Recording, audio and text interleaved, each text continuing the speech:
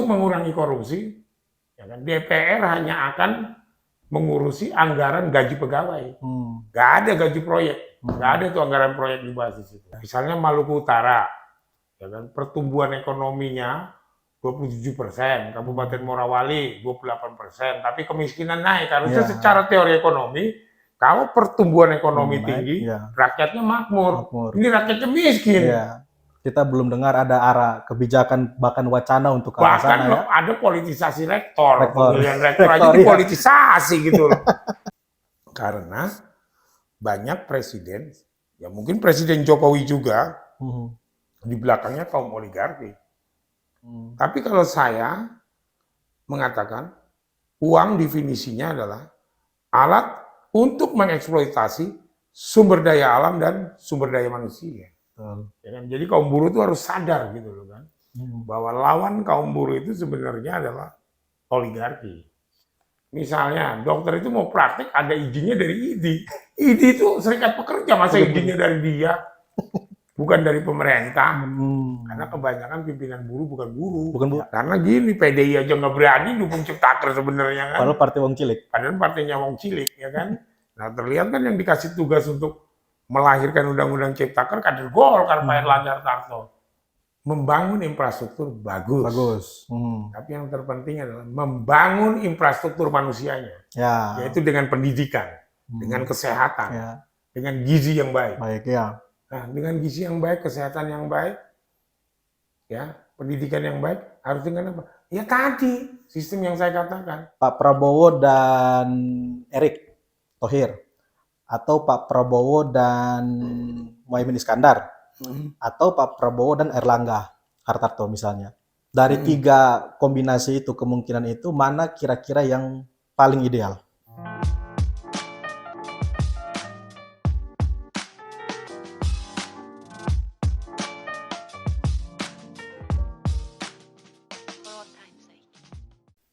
Oke, kembali lagi bersama saya Joshua Malioga di acara kita, podcast kita Ngelinting, tempat di mana isu-isu politik kebudayaan kita gulung seperti tembakau yang makin padat, makin mantap. Kita hisap. Oke, pada kesempatan ini saya punya tamu spesial, seorang yang sangat terkenal, sering membuat kehebohan gitu ya. Dan mungkin satu-satunya politisi di Republik ini yang punya panggilan khusus untuk Presiden Jokowi. Kalau orang oposisi sering menyebut Pak Lurah gitu ya, atau koalisi menyebut Pak Presiden. Nah, politisi yang satu ini memanggil Pak Jokowi dengan sebutan Kang Mas gitu ya. Oke, tentu kita tahu siapa kalau bukan selain the one and only Mas Arief Puyono. Selamat malam. Terima kasih banyak Mas Arief sudah mau. Jangan lupa like sama subscribe di channel. Oke, siap. Terima kasih banyak. Oke, jadi di acara Ngelinting ini kita formatnya ngobrol-ngobrol santai, Mas, sambil menikmati tembakau. Jadi untuk Anda para pencinta dan pembenci tembakau, jangan marah ya, ini bagian dari warisan kebudayaan. Kebudayaan dan menghasilkan pajak juga yang paling banyak di Indonesia. Menghidupi petani. Penerimaan pajak terbesar ya dari tembakau. Batu bara aja kalah sama nikel gitu loh kan. Iya nggak? Oke. Itu nanti isu mungkin akan kita kulik juga ya. Ya, Mas, saya mau mulai dengan apa tuh? Pertanyaan mungkin agak berat sedikit itu. Saya mau mulai dengan pertanyaan begini. Soal standar politisi kita di Indonesia. Jadi kalau kita melihat politisi, pasti tentu syaratnya punya pengalaman, punya jejaring, mungkin juga punya modal. Tapi yang terakhir yang tidak banyak disentuh itu kapasitas akademik. Jadi kan mesti encer kepalanya. Itu gimana menurut Mas Arief sekarang kondisi dengan politisi-politisi kita di Indonesia? Ya, politisi kan memang harusnya ya, tadi harus punya jaringan, ya kan? Terus punya apa lagi tadi itu? Pengalaman, ya kan? Modal, ya kan? Sekarang kan, ya kan? Sebenarnya kalau dulu sih nggak perlu, ya kan? Tapi kan sekarang juga harus ada modal. Modal, betul. Terus akademik, kemampuan akademisi atau sekolah? pendidikan yang tinggi. Pendidikan yang tinggi tidak harus, tapi paling tidak punya pengetahuan yang cukup. Karena kan mereka ini kan yang bikin kebijakan, yang membuat peraturan. Ya memang kan sekarang ini banyak ya partai-partai itu ngandelinnya artis, ya kan, karena dari populer. Jadi lebih mengedepankan politik populis. Ya kan? Ini bahaya. Bahaya. Kan? Karena akan lahir pemimpin-pemimpin yang tidak punya karakter, ya, tidak punya ideologi yang jelas, ya, terus tidak punya kepekaan ataupun kemampuan untuk mendrive masyarakat hidup lebih bagus, hidup lebih maju. Bukan saya mengecilkan seorang artis, ya, enggak. Politisi-artis ya. Tapi kita lihat sekarang ini banyak parpol ataupun parpol ya lebih mengidolakan tokoh yang populer dibandingkan tokoh yang punya kualitas untuk menjadi pemimpin. Jadi populer lebih penting daripada punya visi, kapabilitas, yang visioner dan kapabilitas. Punya kapabilitas dan kualitas. Lebih populer. Gitu. Ya. Nah, pertanyaan berikut, Mas Dol, dari situ. Kenapa partai kemudian harus melakukan itu? Kenapa jadinya partai seolah-olah butuh orang-orang yang populer? Apa yang salah dalam partai? Kaderisasinya gimana? Ya kan ada partai yang memang kader-kaderan, ya kan? Terus partai-partaian, ya kan? Tidak ada partai kader itu kan sebenarnya di Indonesia itu hanya 3 sekarang ini. PDI Perjuangan, Golkar, dan PKS. Kalau yang lain sih saya sepertinya kayak partai-partaian atau kader-kaderan. Ya kan? Artinya ideologinya nggak jelas. Mbak, ini sorry sedikit nakal, termasuk Gerindra berarti? Ya termasuk. Termasuk Gerindra? Ya kan termasuk, tapi kan Gerindra partai baru. Partai baru, ya kan lahir di tahun 2008. Masih wajar? Masih wajar, tapi sekarang sudah mulai menjadi partai kader. Partai kader, Ya kan? Sudah menuju partai kader. Partai kader, Ya kan, dalam kepemimpinannya Prabowo, ya kan. Nah kalau partai-partai yang demokratisasi belum, ya kan, dalam sistem kepartaiannya kan. Ya, betul. Kalau demokratisasi di dalam parpol-parpol yang di Indonesia ini ya cuma 2 juga, yaitu Golkar dan PKS. Yang siapapun bisa jadi ketua umum. Bukan partai franchise. Betul. Ya kan? Putra mahkota tidak dinasti. Bisa, nggak ada di Golkar tuh. Ya kan? Untuk jadi seorang pemimpin di Golkar, siapapun kelasnya, siapapun orangnya, pasti bisa, asal dia punya kemampuan. Jadi kompetisi di internal partai itu terbentuk 2 partai itu, di PKS dan di Golkar. PKS dan Golkar. Jujur saya katakan, gitu kan. Ya kan? Gitu. Kalau itu udah ketua umumnya itu aja. Itu aja, iya betul. Pendirinya, ketua umumnya yang ngebiayain aja gitu kan, itu kan fakta kan, saya harus bicara fakta. Iya betul. Dan kalau partai kader ya PKS dan Golkar. Gitu. Dan itu mungkin bisa jadi platform untuk kita membayangkan partai-partai yang sesungguhnya modern di Indonesia. Harusnya berbasis pada kaderisasi dan kompetisi internal di antara kader-kader. Iya, itu partai modern itu partai Golkar sebenarnya dan partai PKS. Partai nasionalis yang modern, ya kan, yang bisa tidak ada lagi bicara politik identitas, ya kan, baik identitas kesukuan, agama, ras, ataupun tingkatan masyarakat, ya misalnya si kaya, si miskin, semua bisa jadi ketua umum Golkar dan ketua umum PKS. Nah, ini saya mau tanya mungkin Mas Arief sebagai orang di luar Golkar ya, meskipun setahu saya pernah dulu jadi bagian dari Golkar mungkin di 90-an itu. Lah iya kan saya pegawai BUMN dulu. Di kader di Santiaji gitu kan, berapa hari gitu kan. Jadi dalam hati ini ada kuning-kuningnya ya gitu sebenarnya. Ya saya ngerti Golkar itu sebenarnya platform partainya paling bagus. Karena kan golongan karya, dia berpihak pada buruh sebenarnya. Ya kan? Cuman memang pada perjalanan Orde Baru, ya kan, Golkar tidak berpihak pada kelasnya, padahal dia adalah grouping dari kaum buruh, kaum karya gitu, golongan yang berkarya. Ya kan? Yang dilahirkan sebenarnya oleh Soekarno sendiri. Ya kan? Jadi memang kalau kaum buruh sebenarnya berjuang tuh cocoknya di golongan karya. Ya mungkin hari inilah ya Golkar bisa menjadi pelabuhan bagi kawan-kawan buruh dan petani yang suka berkarya. Ya. Saya sih nggak nganjurin ya, Ya. ya kan karena kan saya masih kader Gerindra Gerindra. belum dipecat gitu kan. Saya kan harus bicara jujur gitu loh. Ya. Kan. Kalau Gerindra juga sekarang sebenarnya sudah mengarah menjadi partai kelas buruh dan partai kelas petani dan nelayan. Oke. Gitu. Sepertinya sudah ke arah sana. Ke arah sana, ya. Gitu Nah, kan.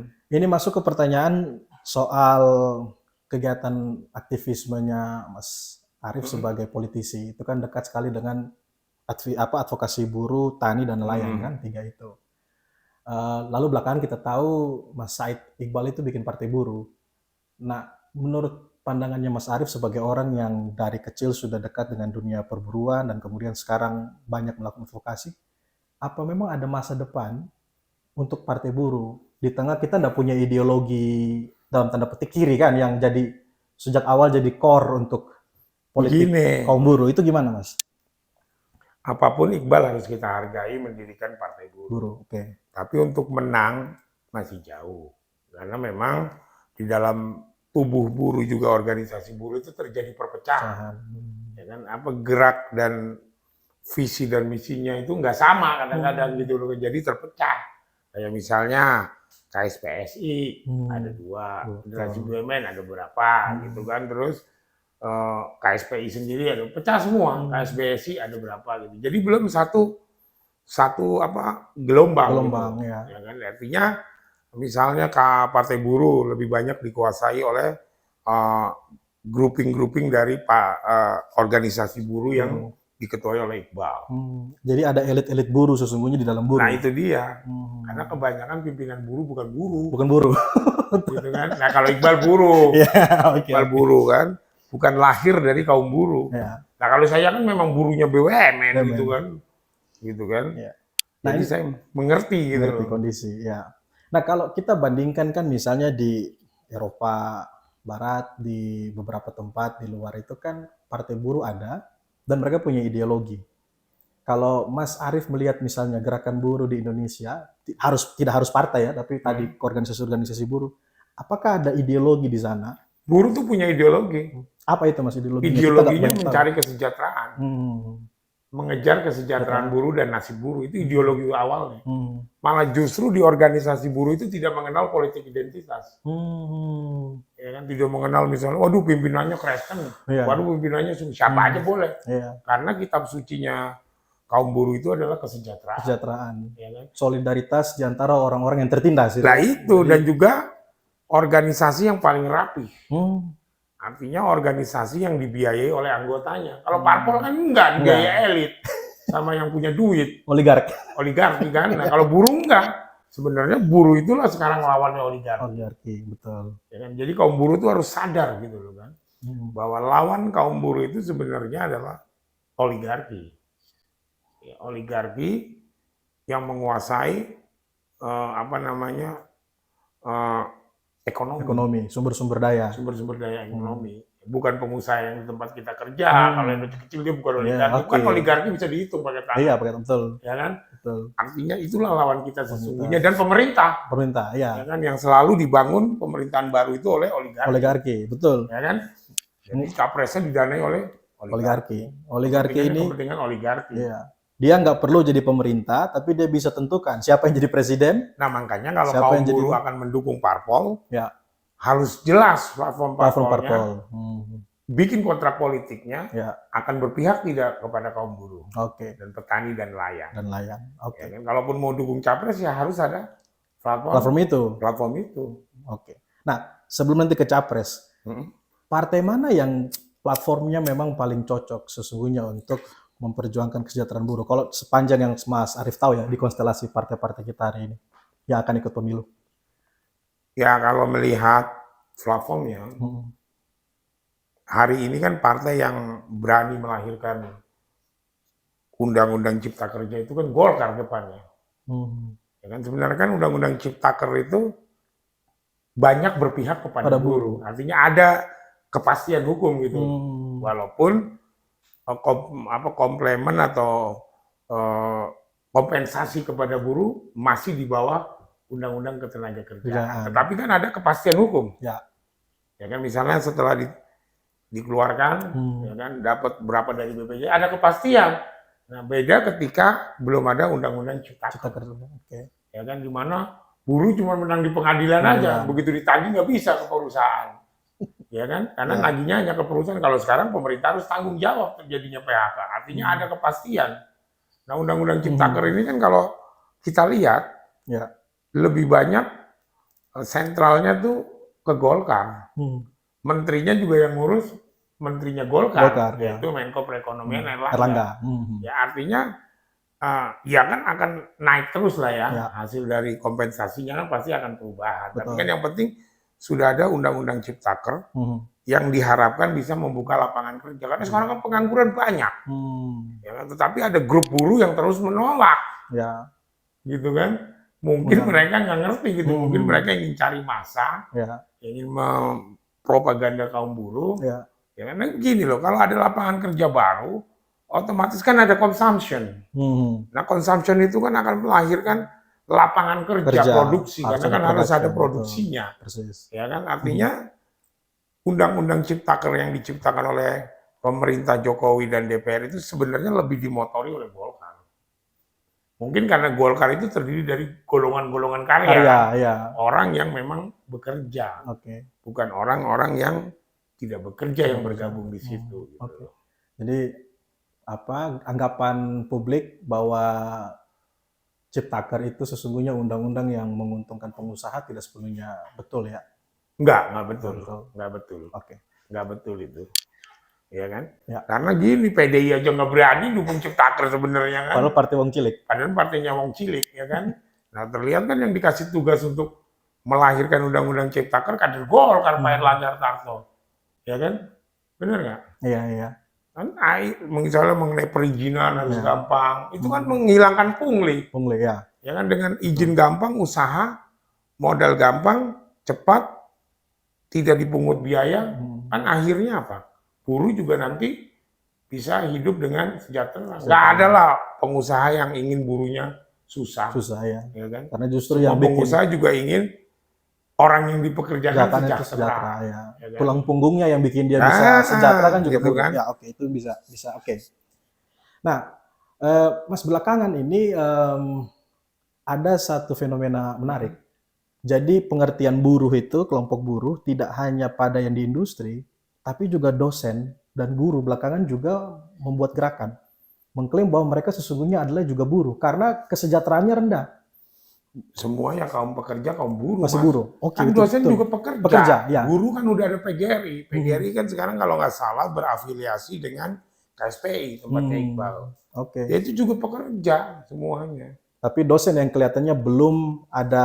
Mungkin dosen merasa serikat. Dia pekerjanya elit. Kan tidak mau membuat persatuan ya. Kan? Pilot aja ada persatuan buruhnya, Asosiasi Pilot Garuda, Asosiasi Pilot Merpati, itu buruh. Jadi memang secepatnya harus juga dosen buat serikat ya. Harusnya seperti itu, ada serikat dosen, ya kan, untuk bisa menjadi wadah perjuangan dosen, ya kan, yang bisa nanti diusulkan kepada pemerintah. Gak usah susah-susah.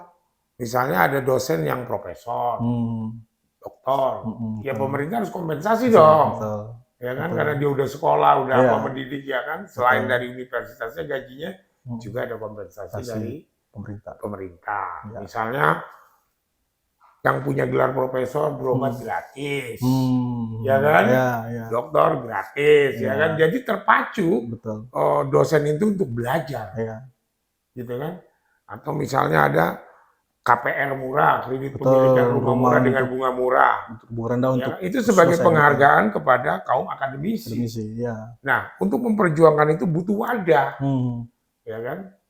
Namanya Serikat Dosen Indonesia atau Serikat Pengajar Perguruan Tinggi. Seperti itu. Ya nggak? Betul. Benar nggak, kan nggak ada itu kan? Iya, betul. Jadi jenderal itu aja ada penghargaannya, jadi menteri aja ada pensiunannya, padahal bekas menterinya itu ketika jadi menteri cuma modal jadi tim sukses, ya kan, dianggap sukses jadi menteri. Gitu kan, ya kan, loh, dosen susah loh sekolahnya, ya kan, benar nggak? Udah susah gitu harus ngajar, buat inovasi kan, inovasinya itu bisa dia. dipakai untuk pembangunan negara. Makanya saya berharap kepada presiden ke depan itu ya perhatian lah pada dosen juga pada guru. Guru, betul. Ya kan? Betul. Misalnya guru yang sudah mengabdi lebih dari 25 tahun mendapatkan fasilitas kesehatan gratis. Ya. Jaminan kan? kesehatan gratis. Bukan kelas BPJS loh. Iya, iya. Kalau kelas BPJS percuma. Iya, betul. Ya artinya misalnya kalau guru atau dosen sakit, ya paling enggak kelas 1 gitu kan, sendiri gitu kan. Diberi pelayanan maksimal. Pelayanan maksimal Ya. gitu kan. Nah, bagaimana kita menghormati guru pengajar itu? Ya kan? Kalau negara ini mau maju. Mau maju, betul. Dan sebenarnya dengan merawat para dosen, para guru, negara itu kan sebenarnya menjamin orang-orang cerdasnya, orang-orang hebatnya bisa umur panjang. Bukan itu aja, Bisa- Mas. Akhirnya orang-orang cerdas atau orang-orang akademisi di Indonesia itu yang punya kualitas bagus, Ya. mau stay di Mau Indonesia. mau kembali ke Indonesia karena banyak diaspora Ya. yang bagus-bagus Ya kan? tidak mau pulang soal Akhirnya itu. dia tidak mau. Jaminan, betul. Ketika dia di sekolah, dia sekalian ngajar di sana. Ya, Ya betul. kan? Karena kesejahteraannya kurang. Kurang, tidak terjamin, betul. Ya kan? Ya. Nah, berapa sih APBN yang kita keluarin? Berapa sih jumlah dosen? Ya. Ya kan? Nah, untuk membenarkan moralnya pemimpin-pemimpin, calon-calon pemimpin juga pengajarnya. Ya, Gitu kan, dari Betul. pengajarnya itu bagaimana melahirkan nanti pemimpin-pemimpin yang hebat. persis. Benar kan? Ya. Gitu loh. Jadi ketika seorang pengajar mendapatkan gelar doktor, gelar harus dihargai oleh pemerintah. Pemerintah, ya betul. Iya kan? Diberi fasilitas yang bagus. Benar kan? Betul. Ya kan? Nah ini nggak ada penghargaan kepada mereka. Kita belum dengar ada arah kebijakan bahkan wacana untuk ke arah Bahkan sana ya. ada politisasi rektor, Rektor. pemilihan rektor aja Rektor, iya. dipolitisasi gitu loh. Iya kan? Kan Bener nggak? yang negeri ditunjuk langsung presiden kan. Lah sekarang. iya, Ya, ya betul. kan? Yang swasta kadang-kadang Swasta ada yang juga. nggak benar. Di yayasan badan orangnya nggak benar. Ya, benar, betul. Ya kan? Betul. Nah itulah harus ada campur tangan pemerintah yang positif untuk memajukan para dosen. Para dosen ya. Ya, jangan-jangan nanti kalau ada yang pinter apa pindah aja lah ngajar Pindah, di iya, Singapura betul. harga lebih Lebih banyak. baik. Betul, betul. Ya kan? Nah Ya. seperti itu. Betul. Gitu loh. Penghargaan juga kepada dokter. Ya, ya. Dokter sendiri Tenaga kesehatan, gitu kan. betul. Nah dokter ini kan sekarang juga lagi bingung nih saya nih tentang dokter kan. Misalnya dokter itu mau praktek ada izinnya dari ID. ID itu serikat pekerja, masa izinnya dari dia? Bukan dari pemerintah. Ya kan, pilot itu ada asosiasinya. Misalnya Garuda, asosiasi pilot Garuda. Ya. Tapi lisensinya pilot untuk terbang, menerbangkan pesawat dari Departemen Perhubungan, bukan dari asosiasinya. Jadi dari regulator yang memberikan dong. izin ya. Oke. Kemudian akhirnya terjadilah mafia di Gitu situ. ya. Gitu loh. Mafia dokter. Untuk jadi dokter, untuk dapat praktek ya harus mungkin ada hanky-panky atau dekat dari keluarlah izinnya praktek. Ada iuran-iuran tertentu gitu ya. Iya, gitu loh kan. Oke. Nah, ini kita mau bicara tadi soal kesejahteraan. Nah, ini kalau bicara kesejahteraan tadi kan visinya sesungguhnya harus jadi visi masa depan. Ya. Tapi yang masa depan itu kan kalau nggak bisa ke sana, kalau yang sedang jalan ini juga sesungguhnya fundamentalnya dasarnya nggak begitu oke. Nah, Mas, saya masih ingat dulu kampanye Pak Jokowi 2 periode itu kan bicara soal ekonomi 7%. Dan kelihatannya tidak tercapai sampai sekarang itu. Nah, menurut Mas yang ada dalam lingkaran pusat kekuasaan, apa masalahnya dari rezim ini sampai janji itu tidak bisa terpenuhi? Selain soal COVID tentu aja. Ya, pertama karena sistem. Sistem ekonomi yang kita anut tidak ada perubahan. Ya kan? Tapi kalau bicara pertumbuhan ekonomi sebenarnya ada. Ada ya. Yang tinggi malah sampai 2 digit. Tapi untuk provinsi dan kabupaten. Kabupaten ya. Misalnya Maluku Utara, ya kan, pertumbuhan ekonominya 27%, Kabupaten Morawali 28%, tapi kemiskinan naik. Harusnya secara teori ekonomi, kalau pertumbuhan ekonomi tinggi, rakyatnya makmur. Ini rakyatnya miskin. Ya, nah itulah kalau kita bicara sistem, memang ada yang salah, tapi tidak akan ada sampai hari ini presiden yang akan berani mengambil kebijakan seperti apa yang saya katakan. Ya kan? Ya. Misalnya, kok negara dengan sebesar ini, dengan penduduk yang sebesar ini, dengan hasil produksi yang besar komoditas ekspor ya. devisa negaranya cuma 144 miliar. Utangnya banyak. Banyak, ya. Ya kan? Karena banyak presiden, ya mungkin Presiden Jokowi juga, di belakangnya kaum oligarki. Ya kan? Ya itu saya setuju bahwa ini tidak masuk. Susah untuk masuk ke sana. Karena presiden sendiri tersandra sesungguhnya. Tersandra dan mungkin nggak punya keberanian juga sama nyali untuk mengambil yang seperti saya akan usulkan. Ya, kalau saya presiden, ya kan? Betul. Pertumbuhan ekonominya 2 digit. Caranya gimana? Gampang. Satu ya, saya akan bikin peraturan seluruh komoditas ekspor yang beli pemerintah. Ya kan, mau komoditas nikel, batu bara, CPO, pokoknya yang unggulan gitu ya. Dikuasai oleh pemerintah, dibeli oleh pemerintah dalam mata uang rupiah, standar harga internasional. Misalnya kalau batu bara, harga internasionalnya $100, ya sudah kali 15.000. 1 tonnya kita beli 1,5 juta. Ya kan? Jadi kita beli oleh pemerintah. Nah setelah itu pemerintah menjual ke luar negeri melalui para agen-agen penjualan atau broker-broker yang diangkat oleh pemerintah dari swasta. Nah ketika barangnya pemerintah dijual ke luar negeri, bayarnya kan ke kita dalam bentuk devisa uang, USD kan. Mau itu kita taruh di banknya di Singapura, di Amerika, atau di Hong Kong, atau di Prancis, atau di Jerman, tapi kan devisa itu atas nama Indonesia, pemerintah. Bukan atas nama misalnya perorangan, ya kan, misalnya perusahaannya Pak Luhut, ya kan, atau perusahaan bintang 5 atau bintang 8 atau bintang 16, betul itu kan, atau misalnya punya Adaro, ya kan, atau punya apa itu namanya Bayan, bukan, devisanya di Singapura atas nama pemerintah Indonesia. Itu cadangan devisanya bukan lagi 144 miliar kalau pakai cara begitu. Mungkin bisa sampai $1 triliun. Itu $1 triliun di luar negeri punyanya pemerintah Indonesia. Atas nama pemerintah Indonesia, bukan atas nama perusahaan-perusahaan tadi. Bukan atas nama Sinarmas, bukan atas nama Astra. Nah setelah itu, uang-uang yang atas nama pemerintah itu, kita belikan surat utang negara lain. Dapat bunga lagi. Ya kan? Nah kalau sekarang kan ekspor devisanya dipegang oleh swasta di luar negeri, ditaruh di Singapura. Kita minjem utang ke Singapura, dipinjemin duit dari dia, kan pinteran mana ya? Padahal itu uang kita. Nah bagaimana perekonomian kita mau tumbuh, bagaimana kita mau membangun? Dengan akhirnya kita utang, utangnya utang uang sendiri, kan bodoh. Ya. Nah kenapa pertumbuhan ekonomi tidak bisa 7 digit. Ada daerah 2 digit, 27, miskin kan. Karena ya tadi, hasilnya penjualannya itu dipegang sama swasta, bukan sama kita. Pemerintah, ya kan?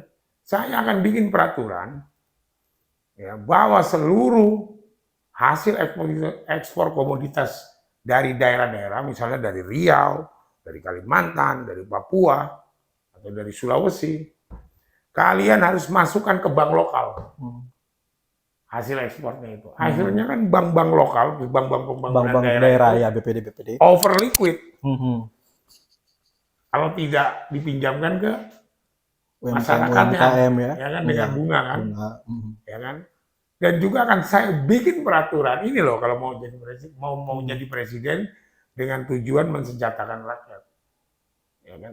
Untuk mengurangi korupsi, ya kan, DPR hanya akan mengurusi anggaran gaji pegawai. Nggak ada gaji proyek. Nggak ada tuh anggaran proyek dibahas di situ.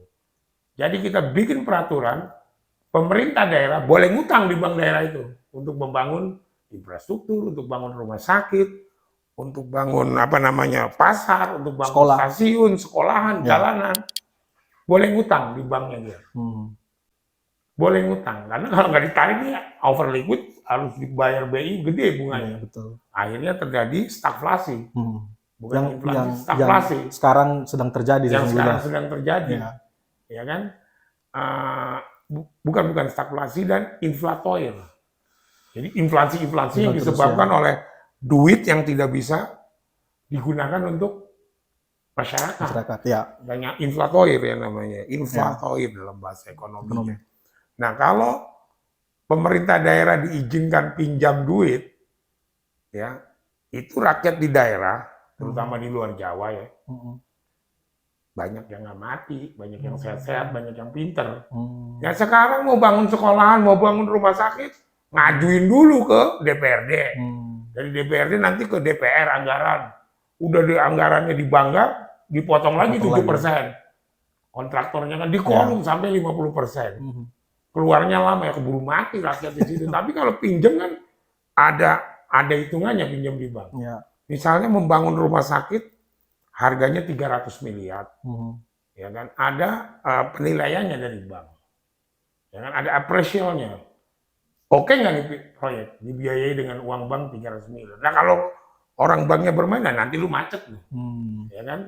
Bank itu akan macet misalnya dengan penerimaan rumah sakit tidak sesuai dengan jumlah kredit yang keluar. Diajukan. Kan? Misalnya beli ambulan 10, padahal harganya 200 juta, ditulis itu 400 juta lah, salah sendiri nanti banknya. Kan seperti itu. Nah itu kalau mau maju. Yang ketiga adalah membangun tidak dengan utang. Tapi apa mungkin kita? Sangat mungkin, Mas. Gini loh.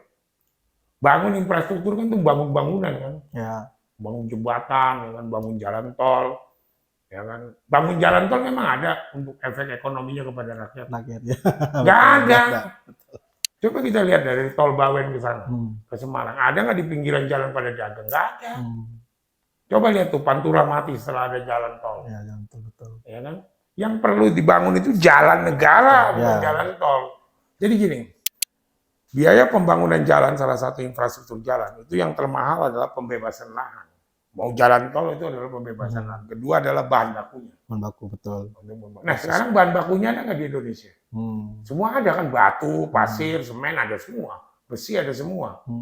Nah, tanah yang dibebaskan itu tanah siapa?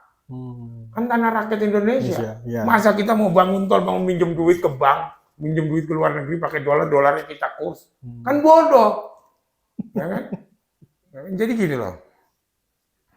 Banyak yang saya sih memberikan yang namanya definisi sendiri tentang uang. Ya, bukan nyetak uang ya. Definisi tentang uang itu. Orang banyak mengatakan definisi uang secara umum di ilmu ekonomi adalah alat pertukaran, alat transaksi, alat untuk memperkaya. Tapi kalau saya mengatakan uang definisinya adalah alat untuk mengeksploitasi sumber daya alam dan sumber daya manusia. Ketika tanah dibebaskan untuk jalan tol, ya rakyatnya kan dapat duit, dia pindah beli lagi tanah lagi. Nah ini kan dieksploitasi sama uang. Ya kan? Betul. Semakin banyak yang dieksploitasi, semakin banyak uang yang harus beredar. Ya kan, kalau tidak ada nanti jadinya apa ya? Inflasi atau apa ya? Aduh, lawannya inflasi. Ya kan? Banyak produksi, uangnya nggak ada gitu. Nggak ada, betul. Ya kan? Nah, itu kan harus seperti itu cara membangunnya. Gitu loh. Betul. Ya kan? Contoh aja, misalnya jalan tol kita bangun. Ya kan? Butuh biaya pembebasan lahan 20 triliun. Nah, tinggal aja pemerintah bikin surat utang ke BI. Keluar tuh 20 triliun kan pakai rupiah.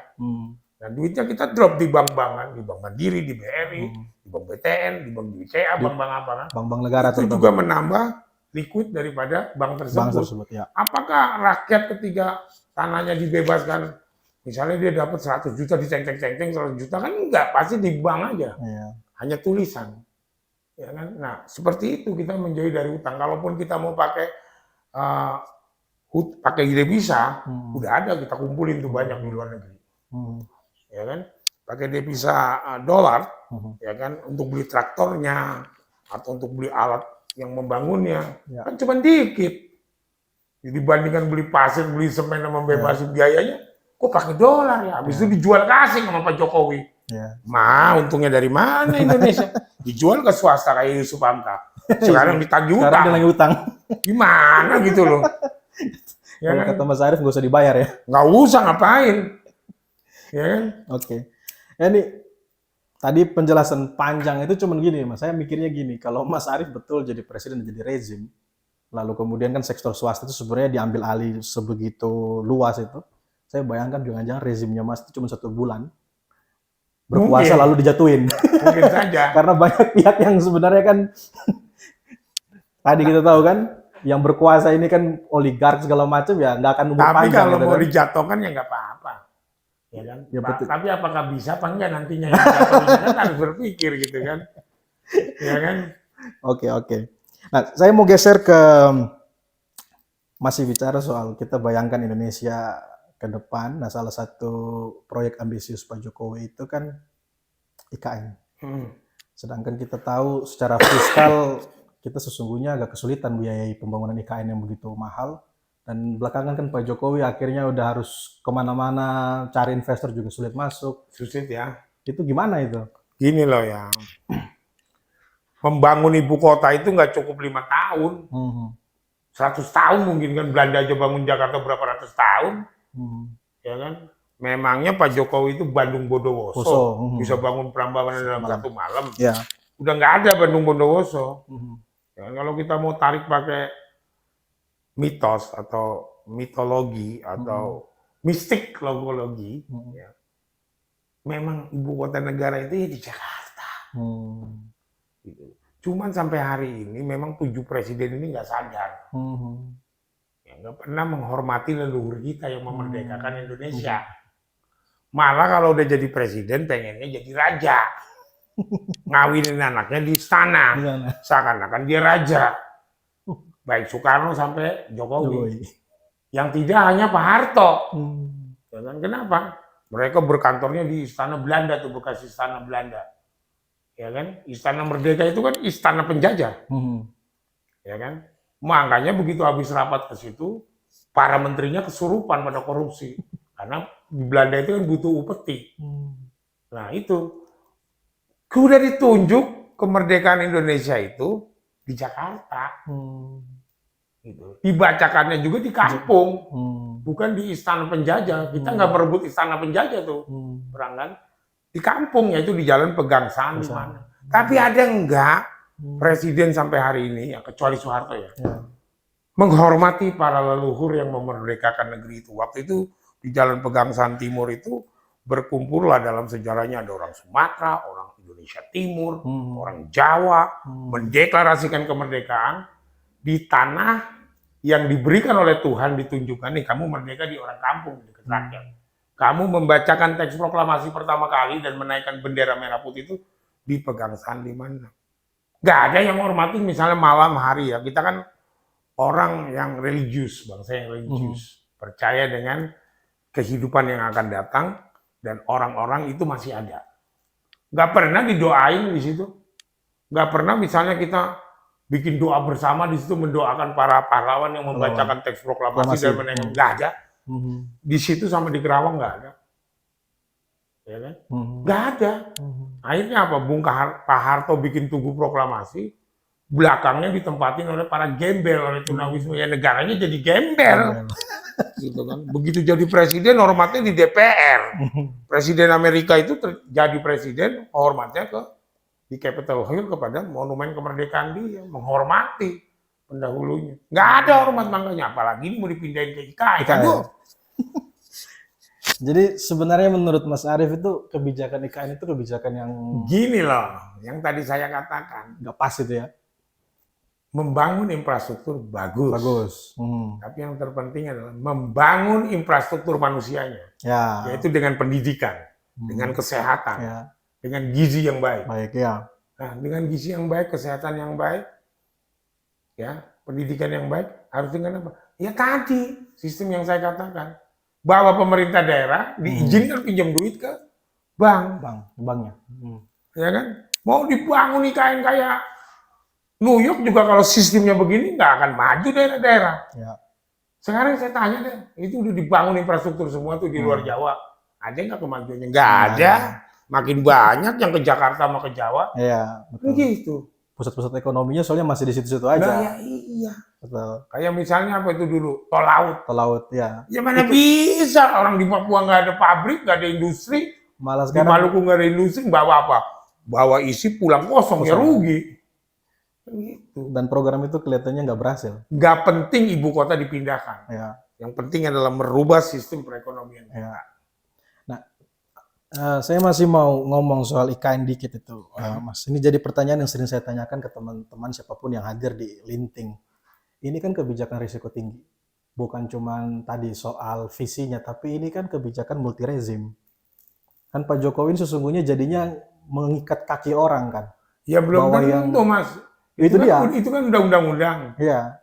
Undang-undang kan bisa dicabut. Dicabut, ya makanya itu. Setelah Pak Jokowi lengser ini kan belum tentu nasib IKN akan lanjut. Itu kan nanti bisa jadi monumen lebih gila daripada hambalangnya Pak SBY. Ya bisa-bisa, Mas. Bisa dicabut undang-undangnya, Mas, sama presiden terpilih.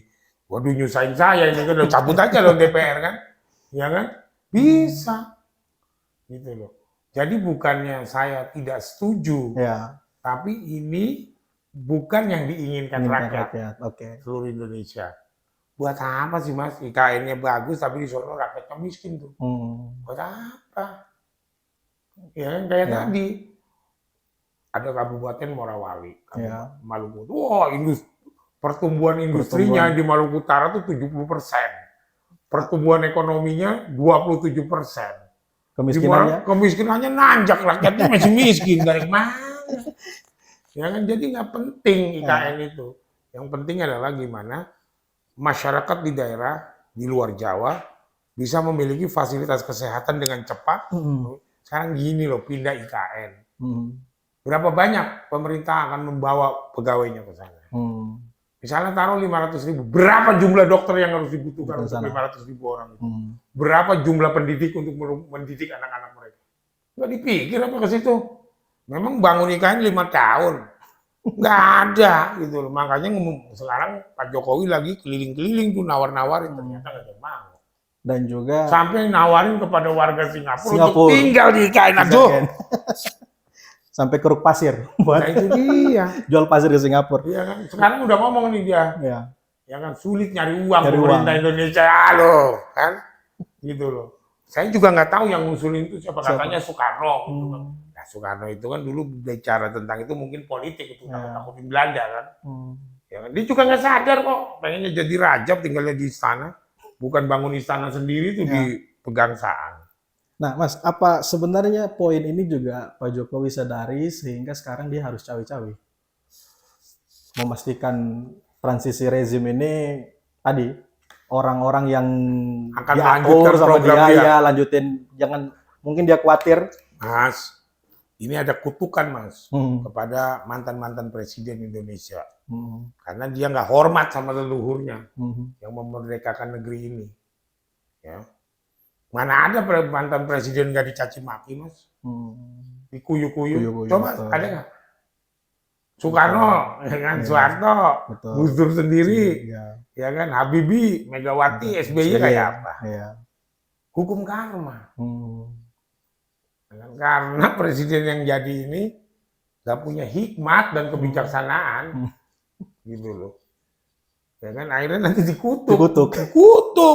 Sekarang aja kuat-kuat bohong, nanti juga dicaci maki. Sehari setelah lengser juga dia nggak dianggap. Oh iya, kita adilin. Misalnya keluarganya kan, ada yang ngurusin keluarganya, kok kayak apa sih anaknya, dari mana yang bisa jangan diurak-urak nanti sama musuh-musuh politiknya. Dengan apakah juga jaminan nanti presiden yang didukung akan mau ikut dia? Ya nggak mau, ngapain? Kamu habis pesta, saya nyuci piring, enak aja kan begitu orang Indonesia kan? Ya nggak ada yang mau kan? Lo kamu yang pesta, saya yang nyuci piring. Enak amat. Ya kan? Kamu yang perkosa orang, saya yang suruh tanggung jawab. Kayak yang bikin putusan BLBI itu. Ya kan? Siapa yang merusak banknya? Kok pemerintah yang gitu? Buyback. Ya nggak mau, ya kan? Iya. Tapi yang terakhir itu, Mas Arief tadi singgung. Nah, selain cawe-cawe IKN kan juga anak-anaknya Pak Jokowi semuanya sekarang masuk ke dunia politik kan. Ya kita bisa bilang dia bentuk dinasti baru mungkin ya. Nah itu ya juga, itu hak konstitusi lah ya. Dalam demokratisasi nggak boleh kita melarang. Ya. Sepanjang ikut aturan demokratisasi. Sah. Kaisang mau jadi gubernur di Depok atau mau jadi gubernur di Papua juga boleh. Asal dia dipilih nanti sama masyarakat Depok untuk jadi wali kota. bisa menang apa enggak nanti? Ya. Pertanyaannya kan itu. Ya. Ya kan mau jadi gubernur di Kalimantan Timur juga boleh. Ya, monggo, Si Gibran, silakan. monggo. Hak warga negara. Hak warga negara Ya. yang dijamin oleh konstitusi. Hmm. Ya kan? Tapi pertanyaannya bisa menang ya nanti dulu. Ya kan gitu. Apakah nanti penggantinya yang disetel oleh Pak Jokowi, ya kan? Jokowi melahirkan presiden yang disetel mau dukung ya belum tentu Mas ya, tadi kalian yang pesta kok saya yang cuci piring. Gitu. Iya nggak? Ya, berarti Terus sekelilingnya orang-orangnya yang menikmati kekuasaan, terus jadi pengusaha, ya kan enak aja kita lindungin kalian cuci piring. Saat kamu yang pesta kok saya yang cuci piring. Kan gitu Mas. Ya nggak? Jadi sebenarnya Pak Jokowi ini ngambil resiko gede banget ya, Mas ya? Dengan bukan resiko, semua jadi presiden ya beresiko. Anak bangsa jadi penjara si Tommy kan. Ya kan?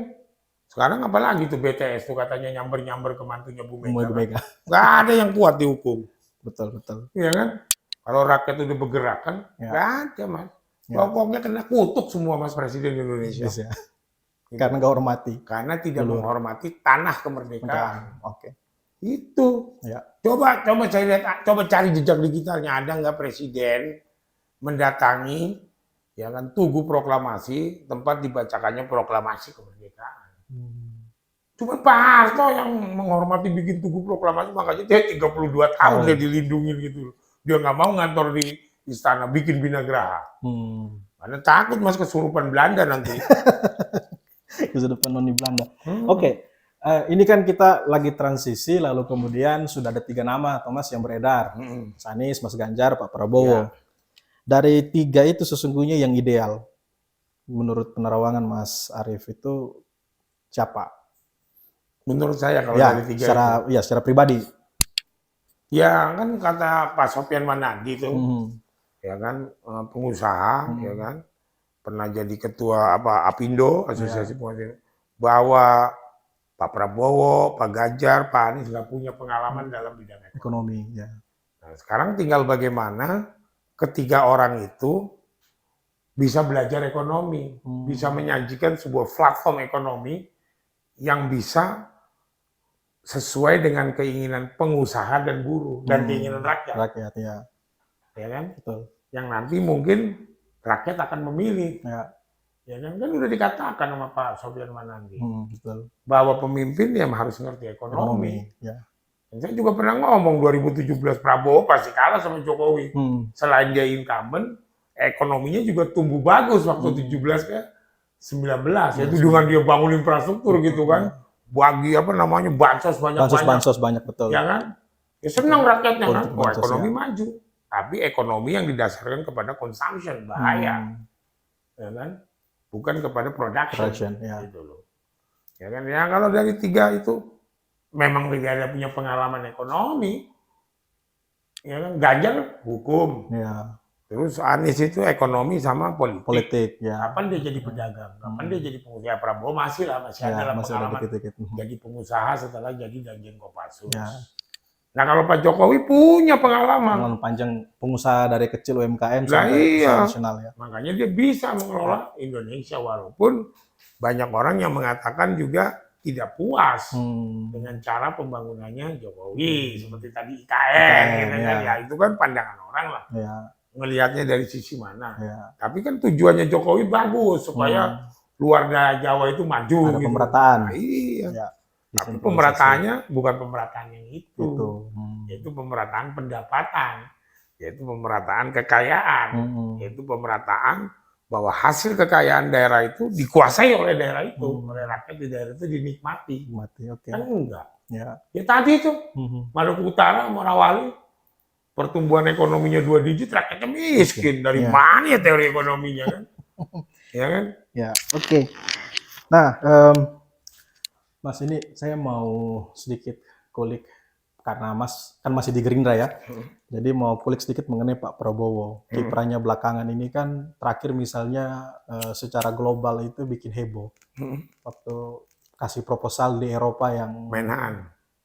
Sebagai Menhan, lalu zona DMZ untuk Ukraina dan Rusia itu kan. Nah, profil Pak Prabowo itu sesungguhnya untuk jadi calon presiden. Ini saya tanya Mas sebagai kader Gerindra ya. Itu bagaimana kita lihatnya Pak Prabowo tadi di posturnya sebagai pemimpin Indonesia yang bisa bawa Indonesia menjadi negara yang kuat di level global, tapi juga secara internal di dalam negeri juga solid. Apa punya? Gini, kalau bicara tentang pernyataan Prabowo tentang proposal perdamaian Ukraina dan Rusia, sebenarnya kan itu forum, bukan forum kenegaraan. Gitu loh. Artinya forum yang dibuat sebagai untuk mengundang para menhan saja. Ya kan bicara bebas, di situ siapapun boleh bicara, apapun bisa bicara. Ya namanya proposal, usulan, mau diterima syukur, mau nggak syukur kan. Gitu kan. Ya. Pak Prabowo bukan bicara di forum PBB.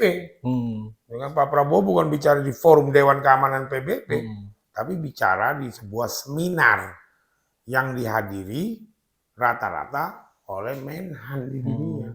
Gak apa-apa, tapi itu menunjukkan bahwa Prabowo punya visi, ya kan, dalam politik internasional ya kan, mengedepankan Indonesia sebagai leadersnya untuk perdamaian. Tapi juga ada yang nggak dilihat. Negaranya sendiri kacau di Papua KKB kan gitu, ya kan, ya kan. Tapi dari sisi strong leadership dia punya untuk memimpin negeri ini. Tapi memang dari sisi kata Pak Sofyan Wanandi, dia tidak mempunyai pengalaman dalam mengelola ekonomi. Ya benar, karena dia tentara. Gimana mengelola ekonomi? Orang dari daftarnya pengelola ekonomi, ya kan? Nah kalau yang bisa mengelola ekonomi ya Erlangga, karena Erlangga bekas pengusaha, dan Menko, maju Menko, Menteri Perindustrian, ya punya dia pengalaman ekonomi. Dan beberapa ahli kan sempat katakan waktu COVID pengelolaan ekonominya sesungguhnya cukup oke ya. Nah ya iya, karena dia punya pengalaman ekonomi gitu loh, ya kan. Walaupun dia seorang insinyur, dia seorang pengusaha, ya kan, dia juga seorang, ada bukunya pernah saya baca mengenai cluster industri, dia baca, ya dia ngerti ngelola ekonomi. Nah kalau Ganjar nggak punya karena dia orang hukum, Anies nggak punya, cuman omongan doang, omong-omong kosong gitu kan. Ya Prabowo punyalah sedikit, tapi nggak cukup. Pengetahuan ekonomi, bapaknya kan pengawan ekonomi, pasti dia diajarin sama bapaknya, ya kan. Yang kedua dia juga pengusaha, ya kan? Dan dia juga pemberani gitu kan, punya nyali kan, karena berani ngomong begitu di forum internasional kan, ya kan.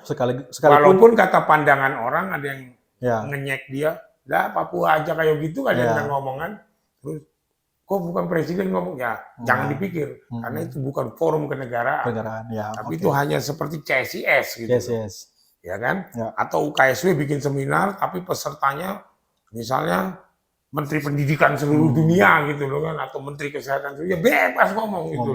Proposal alternatif ya, sekalipun komunitas internasional merasa kok terlalu pro Rusia gitu posisinya. Ya nggak tahu ya pengalaman dia pro Rusia atau apa kan, mungkin dia hanya ingin melihat dunia damai. Tapi dia mungkin juga dikatakan pro Rusia ya juga enggak lah. Ya kan? Enggak melihatnya dari mana dulu gitu kan. Gitu kan, gitu loh. Nah, kita balik tadi soal dalam negeri. Gini, dari konstelasi saat ini kan isu yang berkembang itu ada dua jalur kan Mas. Bahwa ada kubu perubahan dan yang melanjutkan. Nah, Pak Prabowo kemudian dan Mas Ganjar itu kan di frame bahwa itu adalah bagian dari all president's men kan, akan melanjutkan. Nah, ini kita di bawah ini di rakyat maupun di dunia akademisi sebenarnya bertanya-tanya. Katakanlah yang akan menang nanti, kita mengasumsikan ini, memprediksi bahwa yang menang adalah apakah itu Pak Prabowo atau Mas Ganjar. Sebenarnya apa yang mau dilanjutkan dari rezimnya Pak Jokowi? Kita kan hanya tahu ya melanjutkan atau mengubah. IKN, itu IKN, ya kan? Atau program-program infrastruktur, atau melanjutkan ngutang lagi yang banyak gitu kan gitu, ya kan? Yang diinginkan kan? Ya kan, mengundang para asing untuk bisa beli aset-aset di Indonesia, melanjutkannya seperti itu mungkin gitu kan? Memperkerjakan buruh dengan bayaran murah. Terus mempekerjakan buruh asing yang banyak gitu, ya. Itu aja mungkin yang melanjutkannya kan? Karena kalau kata Pak Luhut, Guru kita kan nggak kurang Saya terampil. mau cerita ya, Hmm. bahwa kok ada kesamaan keadaan politik hari ini, Hmm. nama-namanya pun hampir sama, Hmm. dengan cerita epos Baratayuda. Hmm. Orang kan suka bilang Jokowi Petruk, enggak kalau saya Hmm. bilang. Jokowi itu Raja Kayangan atau Hmm. Betoro Guru. Hmm. Makanya dia cawe-cawe. Cawe-cawe. Hmm. Supaya meletakkan raja itu tugasnya Raja Kayangan, yaitu Betoro Betara Guru. Guru. Hmm. Kan? Nah, Ibu Megawati itu nama panjangnya kan Megawati Dia Setiawati. Nenek dari Kurawa dan Pandawa itu ya Dewi Setiawati. Jadi raja, Ratu Setiawati. Hmm. Nah, siapa Bismanya? Bismanya itu adalah Luhut Binsar Panjaitan. Luhut Bisma Panjaitan yang punya hati baik, sebagai pengabdi negara, ya kan, yang pernah menyatakan kepada di pers mengatakan bahwa orang Batak tidak layak jadi raja, apa jadi presiden. Dia sadar. Sama, Ya. Bisma pun pernah mengatakan kepada Setiawati Ya. bahwa dia tidak akan jadi raja. Ya. Janji dia kepada ayahnya. Harusnya kan Bisma yang naik, ya kan. Tapi Setiawati minta bahwa keturunan saya yang harus jadi raja. Gitu kan. Nah, kok namanya sama. Nah, yang ketiga, ya, Ganjar, Anies, Erlangga, itu satu perguruan. Namanya Padepokan UGM. Ya. Nah, Ganjar, Arjuna, Karna, Yudhistira, Guru Dornam gurunya. Muridnya Guru Durno. Ya, mungkin Pratikno. Karena dia kan guru besar di UGM, gitu kan. Ya kan, gitu nggak? Ya kan? Nah, terus siapa tokoh Karna? Karna atau Raja Angga, raja lokal. Anies. Ya kan? Anies itu jadi raja di Jakarta, raja lokal. Karena juga jadi raja di Kerajaan Angga, maka dia disebut Raja Angga. Nah, karena itu terlahir ke dunia, itu disebut sebagai putranya Dewa Surya. Nah, dia didukung oleh Surya Paloh. Nah, kan sama kan? Ya kan, yang punya kesaktian paling hebat. Jadi yang namanya Arjuna, Bima, ya kan, Yudhistira tuh lawan Karna nggak ada apa-apanya. Makanya harus cawe-cawe. Yaitu dengan BTS Kominfo. Dicabutin semua kesaktiannya sih Karna atau Anies. Sama Betoro Guru. Gitu kan. Ya kan, yang mengusulkan untuk mengalahkan Karna itu, ya Karna itu harus dicabut pelindungnya, yaitu baju dari dewanya sama anting-anting dewanya. Ya kan, tapi dia diberikan senjata sama Dewa Indra. Sebuah senjata Kunto. Yang hanya bisa dipakai sekali untuk bunuh Arjuna pada Baratayuda itu. Nah, makanya pusing Betoro Guru ini. Wah, itu kok karena turun gitu kan, gak ada yang bisa ngalahin gitu loh kan. Kok ada lagi Ganjar, belakangnya kan nama Genjar. Ganjar Arjuna. Arjuna kan ganteng kayak Ganjar. Tinggi gagah kan. Populer. Tukang muter-muter kemana-mana kan nyari istri. Kalau ini kan muter-muter pencitraan. Sama kan? Ya kan? Nah, ada lagi tokoh di dalam Baratayuda itu Bima. Wagah ya kan, tukang mateni musuhnya itu dengan kejam. Dursasana aja Kurawa itu dimakan darahnya, sama dimakan hatinya. Nah, tampang itu siapa? Prabowo. Prabimo. Ya kan? Nah, sekarang Yudhistiranya siapa? Nih? Yang kelemar-kelemar nggak punya ambisi, ya saya nggak tahu siapa. Gitu kan? Kok bisa sama gitu loh? Ya kan? Nah, tapi dalam perang itu ada tokoh yang menentukan siapa yang menang, siapa yang kalah. Bukan Jokowi. Bukan Jokowi. Ya. Sama presiden yang akan menang ini juga saya nggak yakin Jokowi mendukung yang didukung Jokowi akan menang. Ya kan? Yang menentukan seorang pemimpin itu adalah Tuhan. Tuhan itu dalam bentuk suara rakyat. Sama. Pandawa menang dalam Baratayuda karena didukung oleh Sri Kresna. Betoro Kresna itu adalah titisan Dewa Wisnu. Titisan Sang Maha Kuasa. Artinya kan bukan Betoro Guru. Ya kan? Bukan Betoro Guru yang menentukan Baratayuda menang. Sri Kresna. Hmm.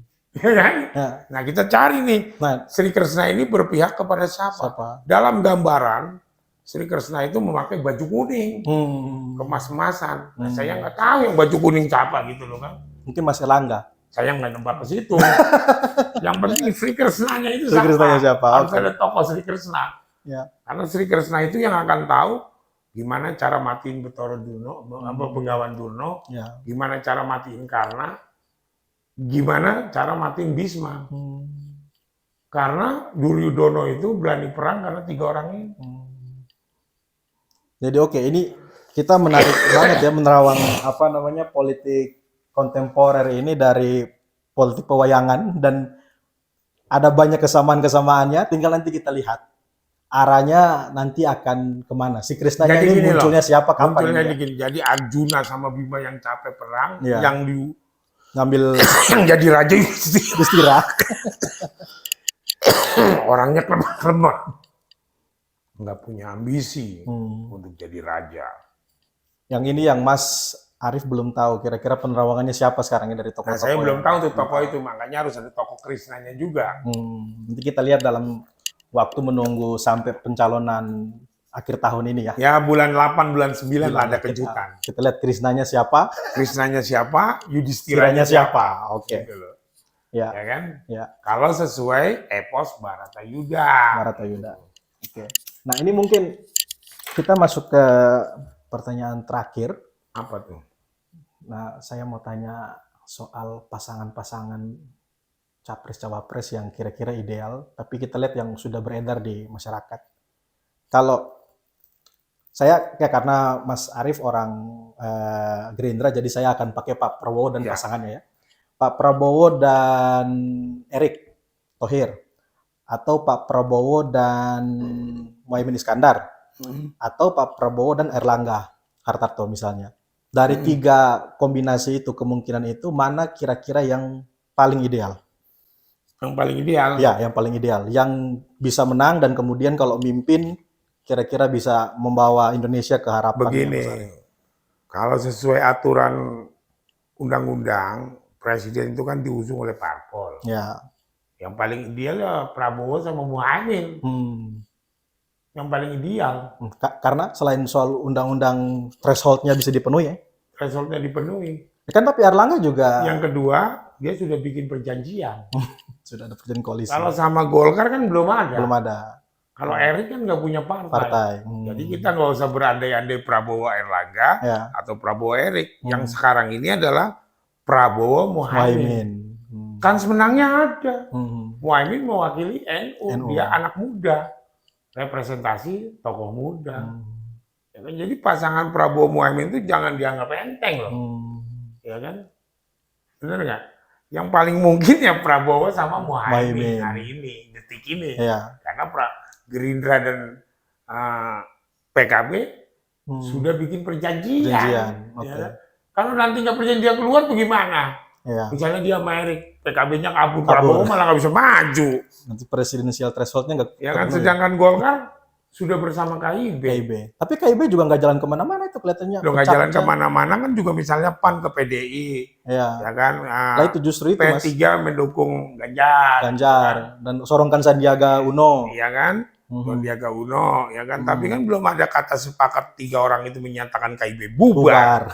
Ya kan gitu, kan baru menusung. Suratnya belum, makanya tunggu November. Tunggu November. Yang ada KOP KPU-nya. Oke. Siapa saja yang akan maju. Gitu. Kan gitu. Ya. Nah, ini Kalau Ganjar udahlah ya. ya Udah 90% ya kan. Ya.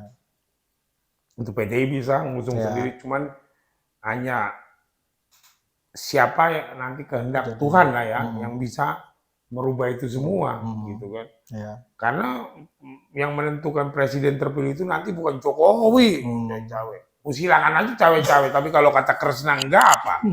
Nggak akan jadi. Bener nggak? Kata Betoro Guru ini, tapi kata Kresna enggak gitu kan? Ya. Mau apa? Ya, oke. Gitu Ya. kata Kresna enggak ada. Nah, makanya kita harus cari tokoh Kresnonya dan tokoh Yudhistiranya gitu loh. Ya kan? Jadi Prabowo Muhaimin sesuai dengan komitmennya PKB Gerindra sejauh ini. Nah, ini pertanyaan betul-betul terakhir, Mas. Iya. Jadi misalnya apakah Muhaimin, karena tadi kan Pak Prabowo dari sisi kemampuan pengelolaan ekonomi, ya. Tapi kalau kita tahu kepemimpinan yang strong, visioner, tegas, ya itu semua profilnya di Pak Prabowo. Tapi kan tadi ada sedikit handicap di bagian ekonomi. Apakah Muhaimin bisa cover bagian itu? Yang tadi ditegaskan oleh Mas Arief. Kan selalu katanya kan pasangan itu harus ekonomi. Gitu kan. Misalnya SBY, JK, gitu kan. SBY Budiono, ya kan. Terus Pak Jokowi juga gitu kan. Jokowi, JK. Ya. Nah ini Pak Jokowi Maruf Amin bisa jalan. Ya kan. Jadi ya bisa aja Muhaimin nanti ngerti tentang ekonomi. Ya kan? Saya nggak tahu lupa latar sekolahnya Muhaimin itu apa gitu. Ya. Tapi kan Muhaimin juga udah jadi pengusaha kali sekarang. Dulu basisnya aktivis mahasiswa, sekarang mungkin udah jadi pengusaha. Ya. Atau Mas Muhaimin bisa ngundang. Dan dia pernah jadi menteri, punya pengalaman menteri. Betul. Artinya dia ngerti gitu loh. Basis-basisnya. Menterinya menteri buruh. Saya harapkan kalau menang, Muhaimin jadi wakil presiden ya diperhatikan kaum buruhnya gitu kan. Gitu. Ya kan? Kan buruh nggak jauh dari pelajaran ekonomi. Ya. Kan labor cost masuk tuh dalam hitungan ekonomi. Ya kan? Dia ngerti mungkin kan. Ya saya nggak tahu deh, ya kan. Bisa menutupi apa enggak ya bergantung Muhaimin. Atau nanti Mas Muhaimin ngajak Mas Arief untuk belajar tadi itu rencana-rencana ekonomi kalau aku jadi presiden. Oke. Ya, kita bicara sudah cukup panjang ini ya. Terima kasih banyak Mas Arief waktu yang disiapkan. Kami betul-betul berterima kasih. Kita udah bicara panjang lebar, bicara mengenai masa lalu, kita bicara soal prediksi masa depan. Nah, kita berharap Indonesia nanti siapapun yang akan jadi itu bisa membawa kita ke tahap yang nanti kita impikan di 2045-2050, kita jadi bangsa maju, jadi negara besar, disegani, dan betul-betul itu akan ditentukan di tahun depan itu. Amin. Ya, jadi kita lihat. Kita belum tahu nanti pemimpin kedepannya lagi siapa gitu loh kan. Yang penting kita serahkan saja kepada Yang Maha Kuasa. Gitu. Oke. Ya, terima kasih banyak. Itu saja perjumpaan kita malam hari ini. Semoga bisa berguna. Kalau ada pertanyaan-pertanyaan, hal-hal yang ingin disampaikan, silakan taruh di kolom komentar. Karena pandangan teman-teman itu akan jadi bahan untuk kita diskusikan di lain waktu nanti dengan Mas Arief Puyono. Terima kasih. Sampai jumpa. Terima kasih. Terima kasih sama-sama.